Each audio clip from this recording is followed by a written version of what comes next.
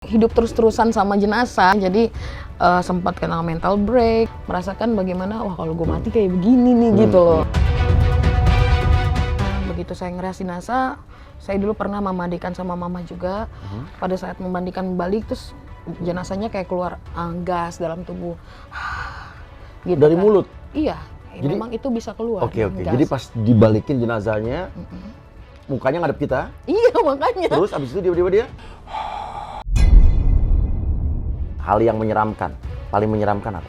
Yang paling menyeramkan adalah ketika saya harus merias jenazah orang yang mati bunuh diri. Itu aku ngelihat luka-luka lebam di sekujur tubuhnya. Selama 2 minggu itu aku dimimpiin terus Kak Wia. Terus mimpiinnya, aku belum sampai, ini perjalanannya jauh, ini gelap.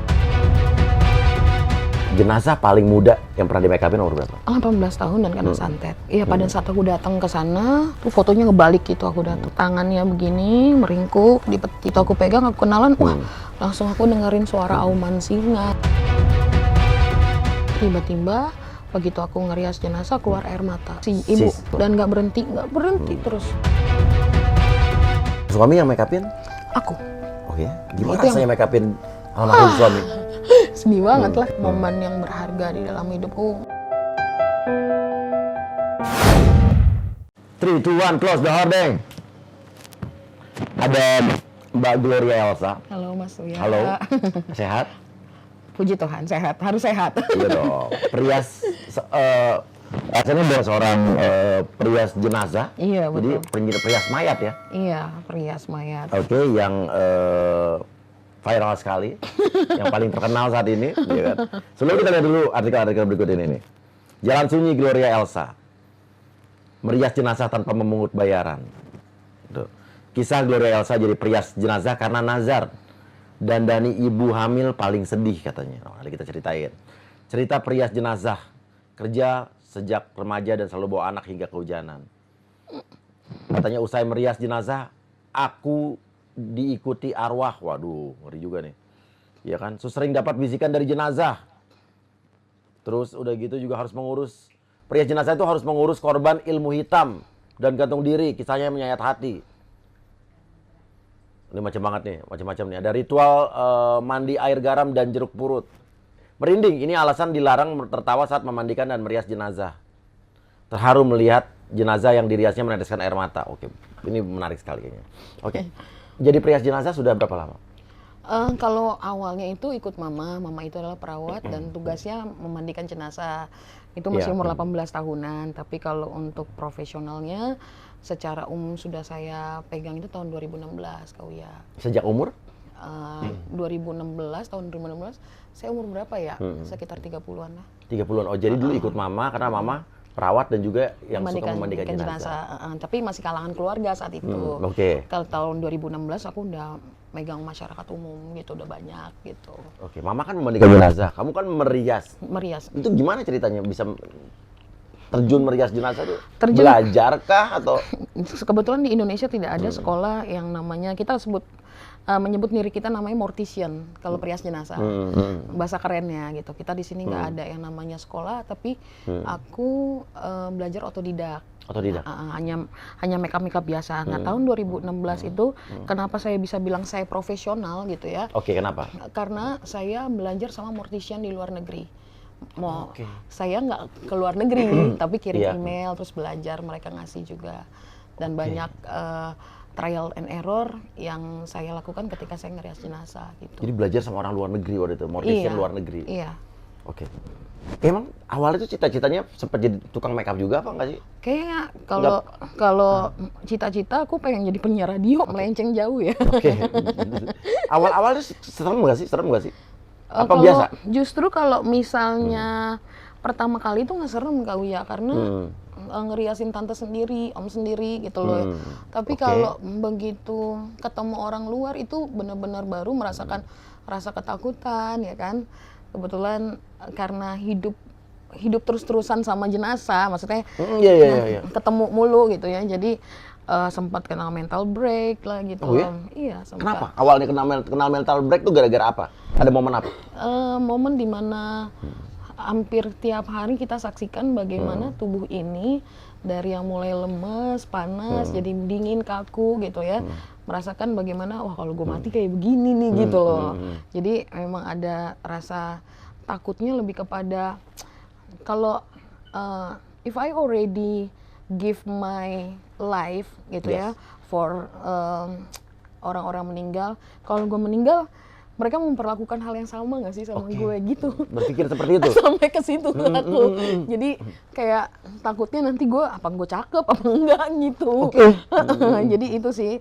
Dan menjadi orang yang introvert gitu karena memang banyak kejadian-kejadian pada saat saya merias jenazah tuh hal yang mungkin dulu saya ngerasa kayak nggak mungkin terjadi deh. Kayak hal-hal kayak gitu. Contohnya misalnya begitu saya ngerias jenazah, saya dulu pernah memandikan sama mama juga. Pada saat memandikan balik terus jenazahnya kayak keluar gas dalam tubuh. Gitu dari kan. mulut? Iya, Jadi, memang itu bisa keluar. Oke. Gas. Jadi pas dibalikin jenazahnya, mukanya ngadep kita. Iya makanya. Terus abis itu tiba-tiba dia? Gitu ngeluarin gas. Itu hal yang kayak gitu-gitu terjadi itu jadi biasa gitu. Awalnya takut.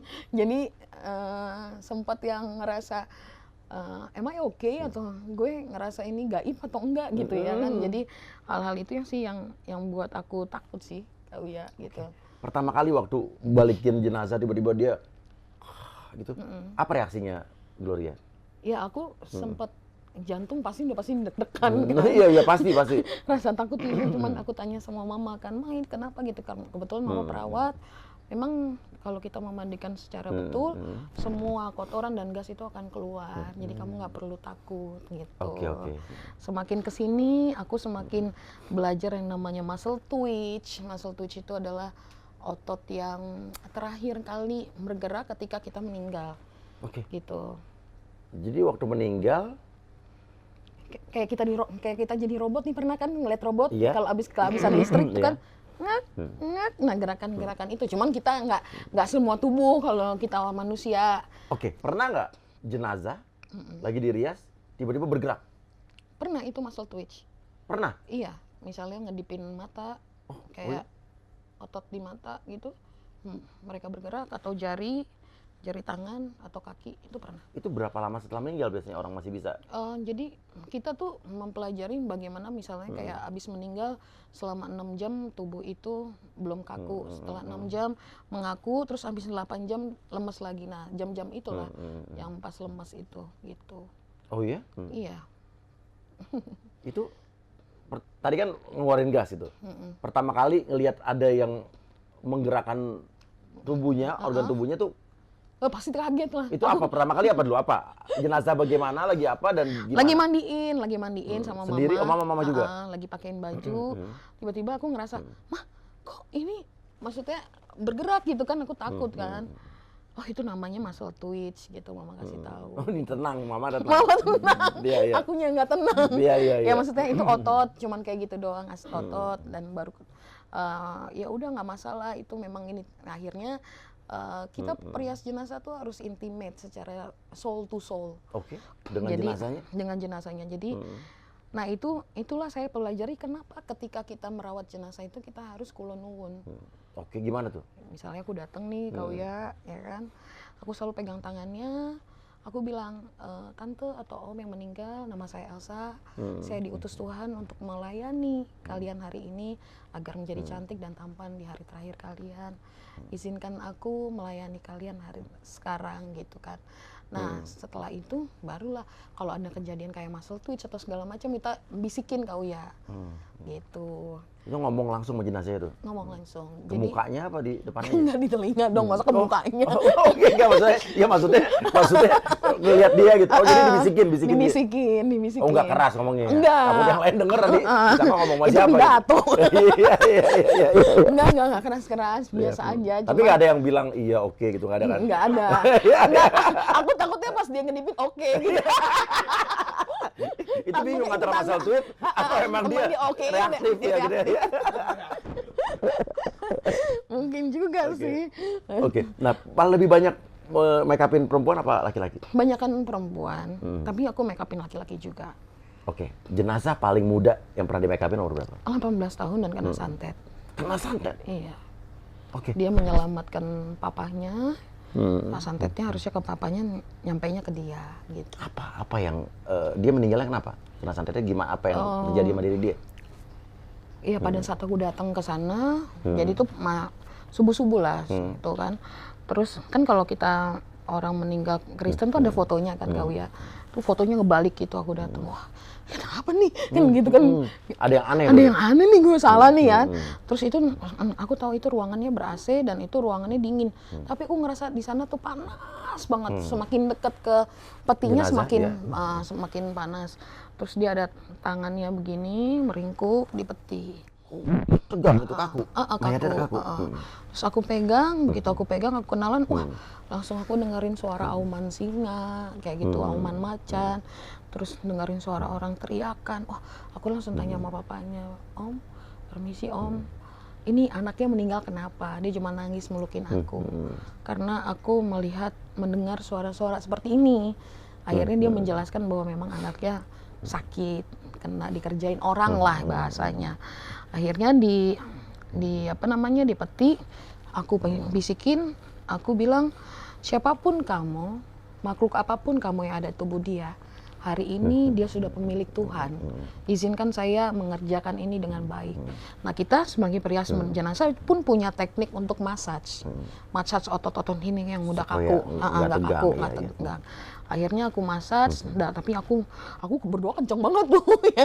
Oh, itu biasanya Biasanya kan santai ya, gitu. waduh gue takut nih ya, ntar ikut nih atau gimana. Pokoknya yang penting aku hormatin mereka sebagai makhluk Tuhan juga. Aku ngerasa pokoknya jangan sampai gue kena gitu kan, takut ya kan.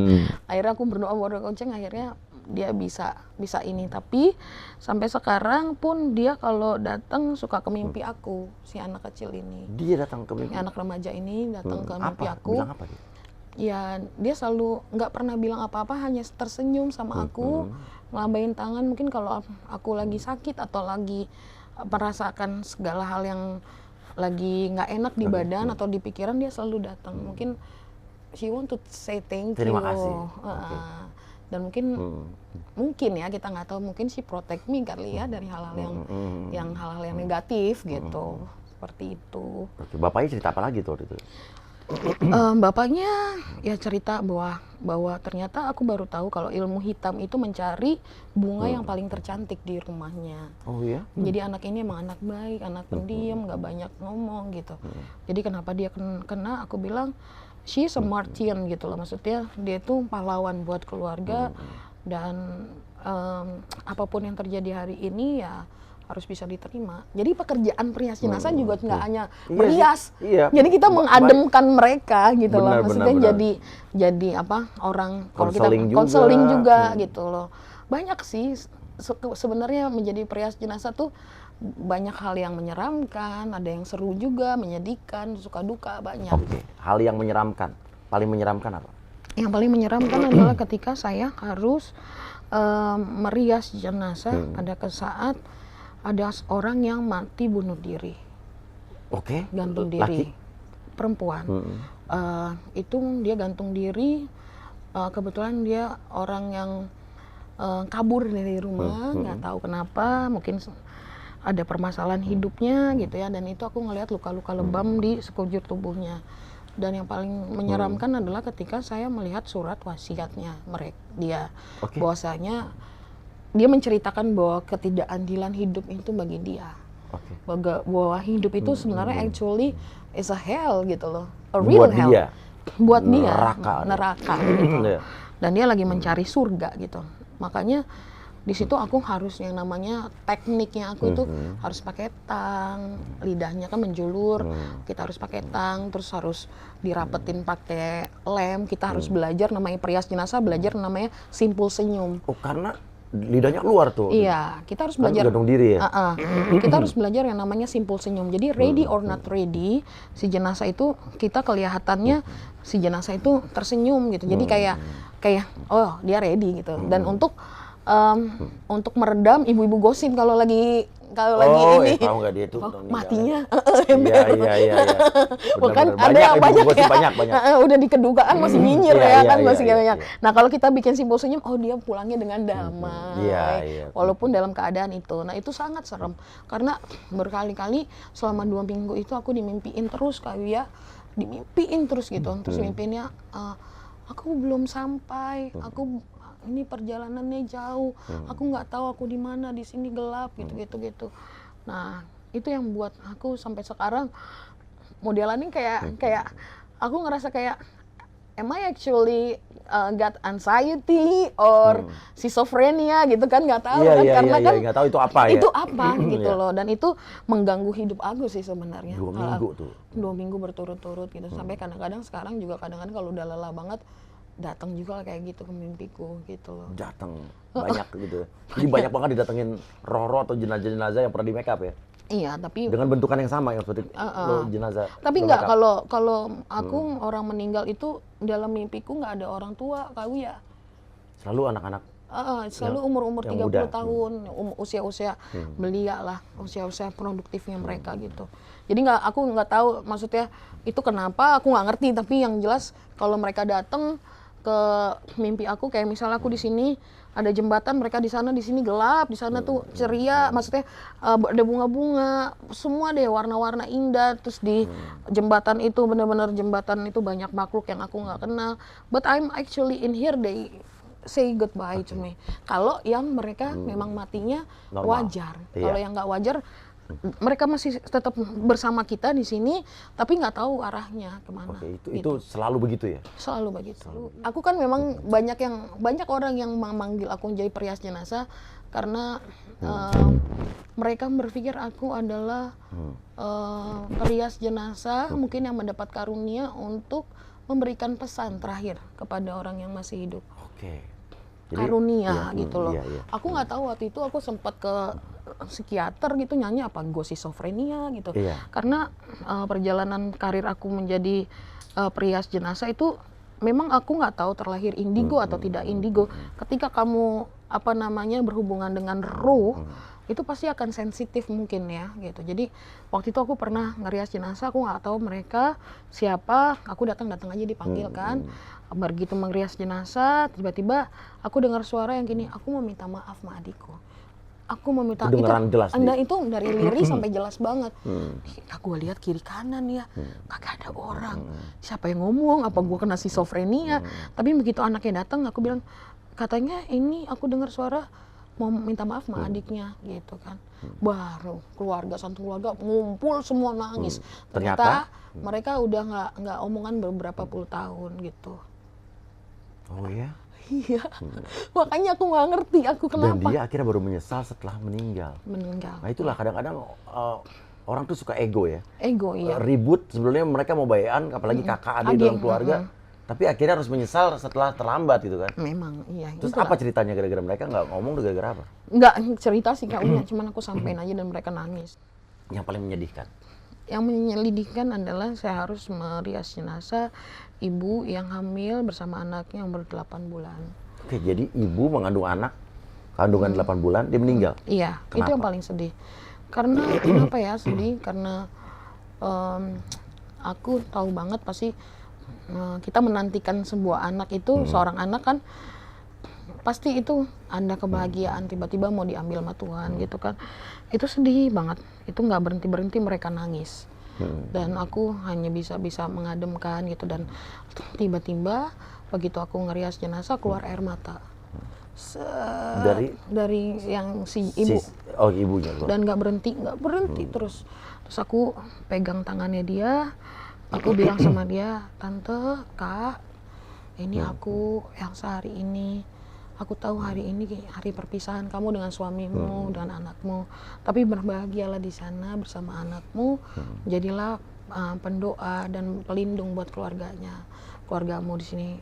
Pokoknya doakan orang-orang yang masih hidup." Gitu. Paling aku mau bicaranya gitu Kak Wia. Akhirnya si air mata ini berhenti. Berapa lama keluarnya tuh? 15 menit. 15 menit keluar terus air mata? Terus. Dan selalu dari mata kanan? Iya, selalu dari mata kanan gitu. Dan itu memang Dia nangis ketika aku datang.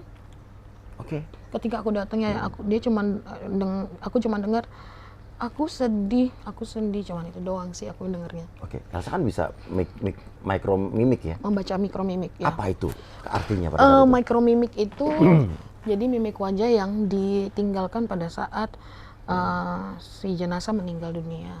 Jadi ada jenazah yang misalnya kayak begini, pernah nggak sih ngeliat kamu ya? Kayak mikir gitu. Mikir, itu biasanya tugasnya belum kelar. Terus Cicilan belum lunas gitu ya. Iya, ya kan ada keluarga yang ditinggalkan gitu kan. Atau mungkin anak-anaknya belum nikah gitu ya. iya anak-anaknya belum nikah, terus Itu begitu jadi utang piutang belum lunas gitu, terus apalagi ya banyak lah mungkin ada apa permasalahan atau berantem keluarga gitu kan. Terus kalau matanya kebuka setengah itu Ada biasanya gitu? Oh, jadi ada yang ditunggu gitu. ya setengah gitu. Ada yang ditunggu gitu, terus ada yang dia mau minta maaf tapi nggak sempet kayak gitu. Yang kebuka semua ada nggak? Ada tapi harus kita lem juga. Itu apa biasanya? Kalau yang kebuka semua biasanya dia merasa menyesal dalam hidupnya. Kebuka Biasanya. semua. Menyesali apa yang setelah dilakukan dalam hidup, apa menyesal dia meninggal Pada terus saat cepat? hidup, pada saat Oke. hidup. Kalau yang kebuka satu? Uhuy. Oh iya. Ya, apaan tuh? Nggak Nggak ada. Tapi ada juga pengalaman lucu Kak Uya. Apa? Jadi gini, aku ngerias jenazah nih waktu itu kan. Jadi ada rumah duka yang hall gitu loh. Oh, rumah duka, iya. Rumah duka kan begitu tuh, kamar-kamar gitu ya. Jadi pas aku lagi ngerias, ada orang Batak datang kan nangis. Kakak, kenapa kau tinggalin aku? Gitu teriak-teriak. Kalau Oke, orang Batak iya. kan namanya mengandungi Iya, gitu ya. iya, harus Terus mengekspresikan. anaknya ada di sebelah ya kan. Ya mama tua, nggak bisa kau tinggalin aku. Wah, teriak-teriak Pas gitu lagi di ya. make up tuh? Pas aku lagi make up, Iya. ya kan kalau ngeliat kayak Iya. gitu aku mundur dong. Iya. Mundur, aku aku minggir gitu kan. Kak, kan namanya nangis kan mata merem dong, Iya. iya kan. Tiba-tiba anaknya gini, Mak, bukan mama tua. Oh, jadi salah orang. Jenazahnya salah. Aku gini, Nah, gimana? terus tiba-tiba tau nggak dia lagi dari abis nangis Iya. kali ini, terus berhenti langsung seketika Kak Uya gitu. Salah kamar rupanya. itu bener-bener kocak gitu. Jadi datang nggak ngeliat jenazah siapa, langsung Iya, kayak gitu. terus jenazahnya nggak gini, kena deh gitu. Nggak gitu. Panik nggak gitu? Panik pasti. Nah ada juga yang aku lagi ngerias jenazah orang Batak juga, lagi nyasak, ada anaknya yang laki-laki. Mamaku jangan kau sasak tinggi-tinggi ya Kak. Oh ya udah, akhirnya aku kempesin lah tuh kan sasakan. Sasaknya. Terus datang anaknya yang cewek kan, kenapa kau buat mamaku sasakan kayak gitu? Dia tuh anggota ini. Ya udah, ku iniin lagi kan, ku tinggiin lagi. Datanglah anak cowok, ngapain kau kira ini mau ke pesta? Kau nggak tahu ini ada begini. Aku di tengah gini doang nih. Akhirnya gimana tuh? Gue tanya aja tantenya. Iya. Kan mau yang gimana? Sasak naik atau enggak? Tapi dia nggak jawab ya kan. Akhirnya gue diem aja. Jadi mau yang di mana nih bang? Kak, gue gitu, gue marah-marah aja. Iya. Akhirnya mereka kayak, ya udah kesepakatannya ini. Catok. Gitu sih ya, banyak hal yang lucu juga, banyak hal yang perih, ada yang ilmunya juga, jadi banyak hal lah, seru dah. Oke. Pernah nggak selama jadi jenazah ada keluarga yang protes karena nggak puas sama make up? Nggak pernah. Jadi dari awal semua Selalu puas. puas, iya. Karena memang kan aku udah portofolio, jadi aku kasih nih, mau yang mana nih, yang soft glamour, Oh, jadi ada foto-fotonya? Iya dong. Semua foto jenazah ya dikasih? Iya, foto jenazah tapi. Oke, iya. Iya, keren ya, ada trennya juga. Iya. Jadi tren. Top model collection 2022. Iya, ya. iya benar. Oh, ada gitu, ada foto-foto yang dikasih, jadi pilih yang mana gitu? Iya, aku ada. Oh, Jadi iya? mau yang soft glamour, atau colorful glam, ada semua. Jadi khusus di muka aja ya? Kalau fashionnya nggak? Fashionnya enggak, cuman muka sama hairdo. Fashionnya nanti kalau macam-macam enggak, kan kita langsung pakein baju juga sih dari mereka kalau fashion. Oke, berapa lama ngerias jenazah paling lama? Paling lama 1,5 jam. Kalau yang dapetin jenazah itu orang Manado dan orang Batak. Kenapa? Kalau orang Manado itu kan kita harus bikin kayak princess tuh, rambutnya dikerli-kerli, pakai mahkota. Nah, orang Batak gini, Iya. Kan kalau orang meninggal orang Batak yang udah sahur matua tangannya begini. Ya kan? Kalau sari matua tangannya begini. Oke. Nah, ini ada satu bapak-bapak yang nggak tahu nih antara sahur matua dan sari matua. Dari lemes gini. Di sini, "Kak, lipet," kata pendeta. Udah gue lipet. "Kak, salah, Kak. Dia udah sahur matua." Begini lagi. Iya. Terus gini lagi. Iya. "Kak, salah, Kak. Kata penatua adat begini, Kak." Ya udah begini. Lama-lama itu dari lemes ke kaku kan. Iya. Akhirnya begini, tapi dia ngangkat. Akhirnya gimana tuh ganjelnya? Ya udah begini, udah kaku. Iya, Orang gara-gara muter-muter bolak-balik, begini. iya. Orang mau olahraga lemes ya, nih malah jadi tegang. Ya. Tapi sari matua apa sih? Kalau sahur matua itu anak-anaknya sudah pada menikah, udah pada sukses, udah punya anak. Sari matua jadi harus yang begini. Begini. Jadi tugas sudah selesai. Oke, sari matua di gini. Kalau sari matua ada anaknya yang masih belum menikah atau apa gitu. Kayak gitu. Oke, ada yang nggak minta begini nggak ada? Nggak ada. Iya. Tapi ada nggak yang minta paling aneh? Request minta paling aneh yang nggak pernah, nggak lazim? Pernah, aku pernah di requestin gini, "Kak, mamaku itu mantan anak dugem." Mantan anak dugem? Iya, demi Tuhan. Bulu mata harus 3 lapis. Ya Tuhan, aku bilang gini, aduh, kita bulu mata banyak sih ya kan, udah 3 lapis nggak apa-apa. Terus ininya harus bling-bling. Waduh, kayak mau ke diskotik. Harus digituin ya? Iya, tapi akhirnya aku bilang, aku perias jenazah yang sesuai dengan kaidah agama. Kita bikin glamor, tapi yang masih ini, masih cucok gitu loh ya kan. Terus dia bilang pas udah selesai, "Wah keren Kak, minta highlighternya Kak." Tetap highlighternya harus. Iya, tetap iya. Kiri kanan ya udah, tapi kan itu requestan yang penting jangan shadow-nya maunya bling-bling warna-warni katanya. Ini di sini sampai gitu itu anaknya minta tuh. Iya. Mamaku tuh kayak gini, pas gue lihat, Tuhan, gue cuma gitu doang. Iya. Tapi aku bikin cantik, akhirnya keluarga pada puas gitu, nggak ada yang komplain sih. Tapi nggak setel lagu disco nggak kan? Enggak. Sekarang aku terima. Tapi berarti berbagai macam budaya, berbagai macam culture dari orang yang meninggal tuh situ ya? Iya, benar. Iya. Agama nggak hanya Kristen Katolik doang, Buddha, Hindu, aku juga ini gitu. Oke. Semuanya. Nah, terus tadi aku sempat lihat tadi tanpa bayaran gitu. Iya. Elsa ini benar-benar nggak dibayar apa ada tarifnya sih? Enggak ada pelayanan. Full Jadi pelayanan. benar-benar full pelayanan? Iya, tapi kalau dikasih uang persembahan kasih aku terima. Tapi kalau tidak menentukan tarif. Tapi kalau kebanyakan sih rata-rata ya klien aku klien aku walaupun nggak bernafas ya itu klien aku itu banyakan yang nggak berbayar sih gitu, karena aku kan di gereja, dari gereja ke gereja gitu. Oh, oke. Jadi kebanyakan nggak berbayar. Iya. Oke. Banyak yang nggak bayar apa banyak yang ngasih? Banyak yang minta endorse kami. Endorse serius?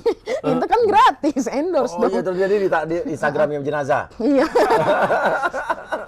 Yang nanti captionnya siapa itu? Iya, enggak sih. Maksudnya memang itu aku dulu itu aku kenapa memberikan gratis karena aku nazar sama Tuhan. Oke. Bukan nazar yang seperti mati lampu biasanya bukan. Iya. Nasar. Aku bukan presiden nazar, gue rasa nih pelawak ya. Komedian ya. Kalau cita-cita penyiar radio dulu kan. Terus aku punya nazar pada saat suamiku meninggal. Itu aku nggak punya apa-apa, Kak Uya. Aduh, mau beli peti nggak bisa, nggak punya apa-apa. Aku juga dulu ngerias jenazah itu kehujanan sama anakku, naik motor, kadang-kadang utang ojek gitu kan. Nah, pada saat suamiku meninggal itu, tiba-tiba aku banyak pertolongan Tuhan gitu di situ. Akhirnya aku bilang, Tuhan, kalau untuk kematian dan kedukaan, pakailah aku untuk menolong mereka pada saat kedukaan, karena aku tahu persis ketika kamu meninggal yang ngurusin kamu, yang bayar-bayar semua kan bukan kamu, tapi orang yang masih hidup, keluargamu. Iya kalau punya uang, kalau enggak. Jadi aku bilang pokoknya pakai aku untuk mengembalikan apa yang Tuhan kasih pada saat aku kehilangan suami gitu. Saat itu udah jadi presiden belum? Udah. Dan kan, suami yang make upin? Aku. Oke. Gimana rasanya make upin almarhum suami? Sedih banget lah kamu ya. Gimana tuh? Ya, aku mandiin, aku make upin itu bener-bener momen yang berharga di dalam hidupku. Maksudnya as a wife gitu, for the last time aku memberikan yang terbaik buat suamiku dan sedih banget. Tapi lebih sedih lagi ketika kita lagi di peti jenazah, ngelihat suami tiba-tiba sepupu atau ipar aku nepok aku. Itu yang paling sedih. Kenapa? Kak, kopi habis Kak. Serius? Itu paling sedih. Lagi mau sedih, lagi momen yang berdua. Iya, itu paling sedih kau ya. Makanya Iya, aku iya. bilang, kalau untuk ngerias jenazah, mandiin jenazah, kasih part aku lah. Karena mahal harganya. Iya. Mandiin jenazah dan ngerias jenazah itu paketannya paling murah 2,5 juta. Iya. Jadi kalau aku bisa bantu mereka, tolong mereka, ngakat mereka, itu hal Dia yang bisa luar biasa. bisa save money sekitar segitu. Iya. Itu kalau pas tadi kopi habis tuh, kalau di dalam video dia udah diedit ada Wah, rasanya rasanya mau diketok ya. Sedih sih, cuman Suami ya. meninggal kenapa sih? Suamiku meninggal sakit gula. Beliau fotografer juga kebetulan. Oke. Terus sakit gula dan buta. Oh iya. Iya, di situ memang aku memang bayangkan pada saat dia meninggal. Iya. Di saat itu Iya. juga saya kehilangan suami. Di saat itu juga Iya. keluarga keluarga suamiku minta Iya. surat rumah. Iya. Iya. Jadi semuanya habis. Iya. Oke. Dan Jadi itu diminta semua. iya, jadi ya udahlah. Aku merasa kayak Ayub, memang benar-benar kehilangan orang yang kita sayang, ditambah lagi harus mengeluarkan uang, hal yang paling kalau orang keluarga kita Iya, meninggal kan iya. pasti confused ya, bingung ini mau kemana gitu kan, harus bagaimana bayar ini semua. Tapi ya puji Tuhan aku bisa banyak menolong keluarga orang berduka. Kalau suamiku ya good. sakitnya udah lama lah, Oke. kasihan juga kalau hidup gitu. Iya, jadi. Nah, tadi aku baca artikel harus ritual mandi air garam dan jeruk purut itu kan. Menetralisir hal-hal negatif yang ikut kita. Karena kan kalau kita ke rumah kamar jenazah atau rumah duka atau rumah yang orang meninggal pasti ada hal-hal yang energi negatif yang akan kita yang nyangkut ke kita. Ya kalau kata orang zaman dulu gini, energi lo, gelombang lo sama pas sama mereka gitu. Nah, jeruk purut dan air garam itu diyakini banget sama omku. Kebetulan omku adalah orang-orang yang mamaku dan omku tuh termasuk anak indigo lah. Oke. Mereka berkeyakinan bahwa itu air garam dan jeruk purut itu bisa menetralisir karena itu turunan dari opung. Energi negatif. Jadi mesti dikelirin lah, jangan sampai masuk ke rumah. Selalu tuh pasti ya. Selalu. Mau berangkat dan Oke. pulang. Oke, tadi ada lagi nih terakhir soal ini. Soal dilarang ketawa atau dilarang tertawa saat memandikan dan merias jenazah. Pernah ada pengalaman apa?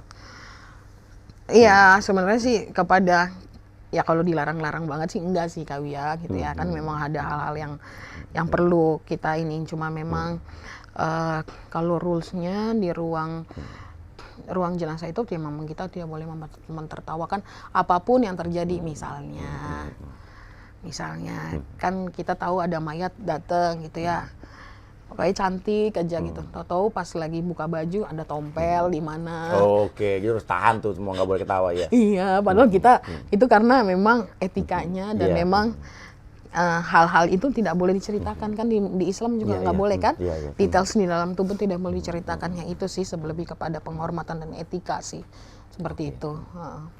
Elsa, kamu sering bertemu dengan jenazah, dengan kematian orang.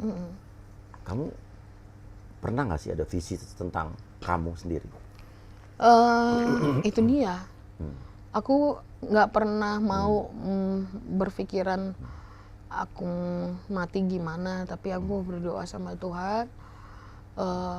Pokoknya sebelum aku mati, anakku harus sudah Iya. jadi anak hebat dulu. Iya. Terus aku punya penerus, regenerasi. Iya. Karena perias jenazah di Jakarta itu kebanyakan orang sudah sesepuh. Oke. Makanya aku bikin kursus. Iya. Nah terus pemikiranku sih sebenarnya gini, if I die gitu ya, Gue nggak mau ribet-ribet. Maunya? Ya udah, lu mandiin gue, make up sederhana. Kalau mau dibakar dibakar, kalau nggak dapet tanah nggak usah cari tanah. Maksudnya sederhana aja gitu loh. Siapapun yang make up aku pasti itu yang dipilihkan Tuhan sih yang terbaik. Gitu. Cuman ya tetap requestnya satu, pakai bulu mata ya, walaupun cuma satu ini. Walaupun simpel sederhana, pakai bulu mata ya. Itu requestnya ya. Sederhana boleh, tapi harus pakai bulu mata. Tetap bulu mata ya. Ember. Gak ada khusus mereknya bulu mata. Nggak ada ya. Ember. Endorsement nggak ya. Tapi senang ketemu sama Elsa. Elsa orang Terima baik. kasih, Ayu ya. Baik, smart juga dan luar biasa. Pengalaman itu bikin merinding, bikin Ketawa juga. juga. Semoga ya buat teman-teman yang di Uya Kuya, Iya. jangan takut kalau perias jenazah itu bisa dijadikan mimpi dan Iya. cita-cita juga. Untuk orang-orang yang mungkin sekarang terpikir, karena makin kesini kan pekerjaan apapun tuh banyak hal yang tidak terpikirkan oleh orang. Iya, kan? benar, Tapi benar. ternyata ini adalah satu peluang. Kira ada pesan nggak? Iya, buat teman-teman yang MUA yang merasa MUA kan banyak nih, Iya. nggak laku juga. Kalau aku kan pelayanan, kalau kalian mau profesional bisa belajar sama Kak Elsa, silakan kursus. Caranya di mana? Bisa ke IG-nya Kak Elsa, Gloria Elsa Utasoid, atau di telepon 0812 9887 6465. Terus aku cuma mau pesan buat teman-temannya Kak Uya Kuya yang nonton banget, yang fanatik banget lah di Ya, kontennya ya, ya. bahwa kebaikan itu adalah sebuah keharusan bukan pilihan. Jadi selama masih hidup, belajarlah berbuat baik buat sesama sebanyak-banyaknya. Luar biasa. Terima kasih orang baik. Iya. Dan ini pengalaman yang sangat luar biasa juga. Silakan kalian tulis komentar di bawah ini. Ada pertanyaan juga atau bisa langsung hubungi ke tadi nomor telepon dan Instagram yang udah dikasih sama Elsa. Terima kasih banyak. Iya. Ya, wassalamualaikum warahmatullahi wabarakatuh.